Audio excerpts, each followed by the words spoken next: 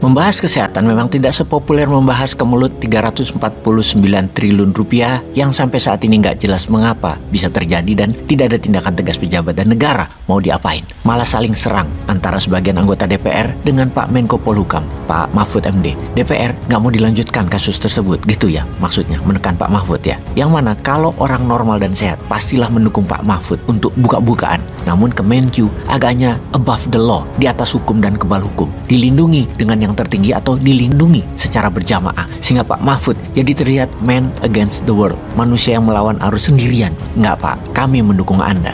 Juga ada lagi yang menarik, 7 kegagalan Pertamina kelola keamanan dan suplai migas. Pejabatnya juga kebal hukum dan anti hukuman. Entah karena pejabatnya yang tertinggi, yang jelas terbukti 7 kebakaran dalam 3 tahun ini adalah masalah kronis yang juga tidak menyebabkan pengelolanya yang tertinggi di atas bertindak. Ada 7 kali kebakaran kilang. Pejabat Pertamina, pejabat Menkyu adalah orang-orang pejabat strategis negara yang sudah divaksin kebal hukum dan kebal dari pemecatan. Kebakaran Depo Pelumpang, malah rakyat yang dikorbankan dan rakyat yang disalahkan. Hanya salah satu direktur Pertamina yang dipecat untuk cuci tangan bos BUMN dan pejabat tinggi Pertamina kayaknya. Kita lampirkan fakta data. 2020 April, Cepu meledak.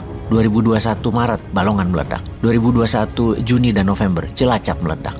2022 Maret dan Mei, Balikpapan meledak. 2023 Pelumpang meledak. Sebentar, Maret akhir ada 2 kebakaran, yang satu di kapal BBM Pertamina dan kemarin kilang minyak Dumai Riau. 9 ya jadinya. Tapi sudahlah, kita bahas yang nyata lainnya, yang tidak sehat, yang tidak benar agar jadi terbuka dan jadi lebih baik kalau pejabat tertinggi peduli dan masyarakatnya peduli. Kita ke masalah kesehatan, di mana kita ingin perbaikan kinerja kesehatan masyarakat melalui RSUD ke depannya. Mengapa? Data kesehatan masyarakat Indonesia di mana 99% atau sebagian besar rakyat Indonesia yang 280 jutaan tersebut memperoleh pelayanan kesehatan dari RSUD, puskesmas, dan rumah sakit pemerintah. Yang menjadi permasalahan adalah RSUD ternyata sulit berkembang karena hambatan politik, baik politik pusat maupun politik daerah. Maksudnya bagaimana? RSUD yang notabene statusnya adalah BLUD atau Badan Layanan Umum Daerah dianggap sebagai sapi perahan penghasilan bagi tiap daerah. Tidak ada otonomi dalam RSUD untuk mengembangkan pelayanan kesehatan dan penambahan fasilitas karena diikat oleh perda masing-masing daerah.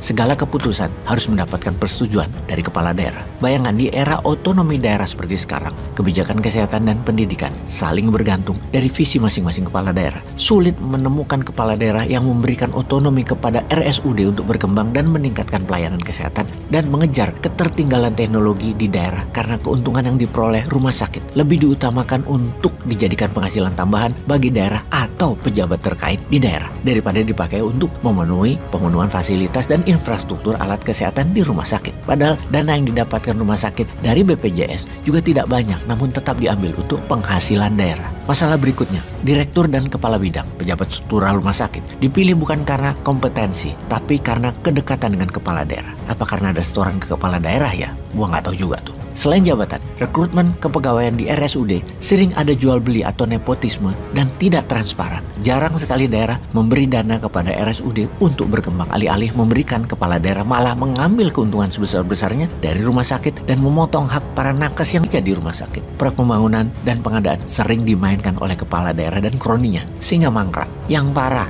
tekanan dari kepala daerah membuat jasa pelayanan kepada dokter spesialis, dokter umum, dan nakes lainnya menjadi tidak berkeadilan, sehingga melemahkan retensi dokter di daerah. Jika kesejahteraan para nakes di daerah sulit didapat, mustahil mendistribusikan para nakes ke penjuru wilayah Indonesia. Dampak dari para dokter atau nakes yang tidak mendapatkan penghasilan cukup di rumah sakit daerah atau di RSUD, mereka mencari tambahan penghasilan di rumah sakit swasta dan tidak fokus mengembangkan layanan kesehatan di RSUD masing-masing. RSUD punya masalah manajemen keterbukaan, tidak ada transparansi dan kelolaan keuangan di rumah sakit umum daerah tersebut, berbeda dengan rumah sakit swasta. Dokter di RSUD tidak tahu berapa jasa medis, jumlah pasien, dan jumlah tindakan yang dikerjakan beserta tarifnya karena tidak transparannya data yang diberikan oleh RSUD tersebut. Anda pasti terkejut ketika saya ke Kudus, di mana kita bisa membaca data bahwa penghasilan asli daerah PAD tertinggi dari rumah sakit, kedua baru dari pasar. Juga di banyak daerah Indonesia lainnya, RSUD adalah penghasil PAD tertinggi di wilayahnya, alias uang dari orang sakit. Lalu apa solusinya? Newman itu mengkritik,